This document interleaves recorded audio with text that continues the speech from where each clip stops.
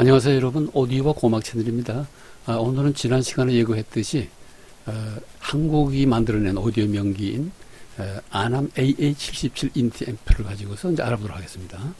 요 이제 화면에서 보듯이 오늘 우리가 이제 이 테스트를 한 음악은 어떤 음악인가 하면은, 제가 이제 이게 한 6, 7년 전에 중고로 구입한 기기인데 그때 상당히 거의 신품과 다름없는 그런 좋은 상태였어요. 그래서 제가 이제 상당히 운이 좋았죠. 그래서 이때까지 이제 AH77을 구입한, 중고로 구입한 이후에 쭉 클래식이나 뭐 일반 대중음악, 뭐 팝송 이런 것만 들었었는데 고음악을 듣지는 않았어요. 고음악을 듣는 다른 기기가 있었기 때문에, 앰프가. 그런데 오늘은 이제 고음악을 가지고서 테스트를 해봐야 되는데, 왜 고음악으로 테스트해야 되는가 하면은, 기기의 진정한 성능을 알기 위해서는 고음악으로 들어봐야 돼요. 왜냐하면 고음악은 일반 클래식 음악이나 대중음악에 비해서 음질이 훨씬 더 섬세하고 훨씬 더 맑고 투명하며, 그 다음에 주파수 대역이 훨씬 더 넓어요. 초고역이나 초저역이 잘 나오는 그런 성능을 가지고 있기 때문에 반드시 최고의 시스템들, 최고의 오디오 하이엔드 시스템들은 반드시 이 고음악, 음질이 좋은 고음악 음반으로서 테스트를 해야 된다고 봅니다, 저는. 그래서 이제 오늘은 바하의 교회 소나타인 BWV1024라는 작품을 이제 알아보겠는데, 우선 이제 뚜껑을 한번 열어보게 되면 안에 토로이드 트랜스포머, 동그란 트랜스포머가 들어있어요. 이 트랜스포머는 일반 네모 반듯한 트랜스포머에 비해서 누설 자석이 좋고 이제 음질이 상당히 좋아지기 때문에 보통 이제 고급한 하이파이 이제 기기에 들어가는 트랜스포머인데, 1997년 전후로 만들어진 이 앰프가 한국에서 이 토로이드 트랜스포머를 썼다는 것은 상당히 이제 그렇게 이제 드문 경우라 볼 수 있겠죠. 음질이 그래서 좋은 결과를 만들어냈지만은, 어쨌든 요 다음 화면을 보게 되면은, 왓 하이파이에서 이 AH77을 테스트를 했는데, 영국의 유명한 이 오디오 테스트 레포트 전문 잡지죠. 그래서 이제 이 애남 77만 가지고서 한 것이 아니라 데논 앰프라든가 JVC 앰프라든가 마란치 같은 일본의 유명한 앰프들하고 이제 비교해서 AB 테스트 방식으로 테스트를 해본 결과, 여러 가지 항목에서 데논은 총 점수가 별 4개, JVC는 별 3개, 마란치는 별 4개인데, 아남 A77만이 모든 항목에서 전부 만점의 별 5개를 전부 다 받아가지고서, 그다음에 굉장히 호평을 받고 이제 극찬을 받았다고 그래요. 벌써 이제 97년이니까 벌써 이제 20년 훨씬 넘었죠. 그래서 오늘은 우리가 이제, 원 하이파이에서 테스트한 것처럼 이제 비교 테스트, 해가지고서 다른 앰프들과 비교하는데, 이제 A라고 적혀 있는 왼쪽에 앰프가 A77이고, 아남이고, B라는 것이 이제 산수 유명한 그 옛날 하이엔드 앰프고, C가 이제 최근에 제가 구입했던, 이 중국산 저가 지공한 앰프인데, 이것이 EL34용, 그래도 싱글 엔디드 A급 앰프이기 때문에 가격은 저렴하지만은 성능은 상당히 이제 거의 하이엔드급이에요. 소리 자체, 10W밖에 안 나오지만 소리 자체는 굉장히 이제 고급한 음질을 가지고 있죠. 그 스피커도 이제 A, B, C로 해가지고 거기에 맞게끔 제가 이렇게 연결을 해놨습니다. 자, 이렇게 이제 스피커가 이제 보이죠? 자, 그 다음에, 그래서 오늘은 이제 우리가 어떤 음악을 알아듣겠는가 하고 했는데, 아까 이제 앞에서 말씀드렸듯이, 바하의 교회 소나타, BW1024를 듣겠는데, 이 알파라는 회사가 이제 프랑스에서 나온 음반 회사인데, 고음악이라든가 이제, 프랑스 민속 전통 음악 같은 것을 이제 이렇게, 발매하는 그런 음반 회사인데, 음질이 굉장히 좋아요. 그리고 전통 음악이라든가, 고음악, 일반 클래식 음악이라든가 대중음악에 비해서 악기들이 훨씬 더 섬세하고, 그 다음에 초고역과 초저역에 나오는 그런 악기들이기 때문에, 음악들이기 때문에, 일반 음악들보다도 훨씬 더 고급한 음질과 고급한 녹음 기술이 필요합니다. 그래서 이제 이 실려있는 그런 곡들의 항목을 보게 되면, 리스트를 보게 되면은, 이렇게 4곡이 들어있는데, 맨 오른쪽 아래에 무지카 누메리스라고 적혀있어요. 거기서 녹음했다는 거, 2000년에. 무지카 누메리스가, 이게, 프랑스인지 벨기에인지 확실히 모르겠어요. 찾아봐도 자료가 없는데, 이 녹음 회사에서 녹음한 음반들이 현존하는 음반들 중에서 최고의 음질을 가지고 있는 걸로 저는 알고 있습니다. 하여튼 어쨌든, 여기서 노란 이 별표로 표시되어 있는, 바하 작품 번호 1024번에 해당하는 솔로 소나타. 연주 형태로서는 솔로 소나타고, 그 다음에 악장 구성으로서는 교회 소나타, 느리고 빠른 그런 악장 구성으로 되어 있는데, 보게 되면은 아다지오 프레스토 아페투오소 비바체, 느리고 빠르고 맞는데, 세 번째 악장, 느린 악장이 아페투오소라고 적혀 있어요. 악장 이름이. 그래서 아페투오소라고 하면 느린 거냐 빠른 거냐 모르겠는데, 보통 느리게 연주합니다. 근데 아페투오소, 즉 애정을 가지고서, 영어는 아펙션이죠. 애정을 가지고 오라는 그런 표제인데, 요것이 가끔 이 아페투오소라는 그 악장 이름이 바하의 기악곡 중에서 가끔 나와요, 이게. 그래서 다른 작곡가도 이제 거의 안 쓰는데 이걸 쓰는 걸 보게 되면 제 개인적인 생각으로는 바하가 좀 애정 결핍증이 걸리지 않느냐 이런 생각이 듭니다. 그래서 앞에 떠서 애정 어리게 연주하라는 이런 이 표제를 그래도 애용하고 있는 것 같습니다. 어쨌든 하여튼 이제 요 다음에 사진 보게 되면 이제 이런 헬렌 슈미트라고 하는 이제 바이올린 독주자 솔로 소나타니까 이 사람이 바이올린 독주를 연주하고 그다음에 이제 옆에 이제 첼로와 이제 클랍상 즉 다시 말해서 이제 챈발로를 연주하는 두 분은 통주저음을 연주하는 그런 이제 연주자들이에요. 자, 그러면 요 1024 작품을 네 악장을 차례로 들어보겠습니다.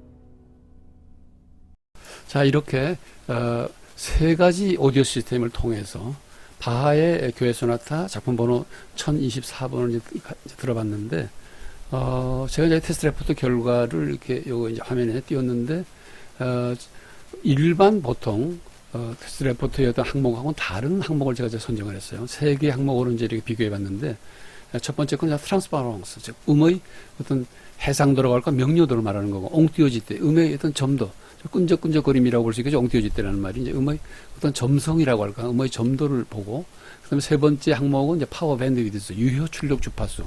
보통 우리가 이제 앰플라든가 이제 오디오 시스템을 보게 되면 이제 이 스펙에 보게 되면 스펙에 20에서 20kHz 이렇게 적어놨어요. 아무 의미가 없는 거거든요. 그래서 이제 그 어떤 헤르츠에서 어떤 주파수에서 충분히 또 거의 동일한 출력을 가지고서 그 주파수가 재생되느냐라는 점이 이제 그 파워 밴드위드스라는 거거든요. 유효 출력 주파수를 볼 수 있겠죠. 그래서 아남의 경우는 한 50에서 18kHz 정도는 충분한 출력을 가지고 나오고, 그 이외에 벗어나는 이제 주파수에서는 이제 좀 출력이 떨어지는 거죠.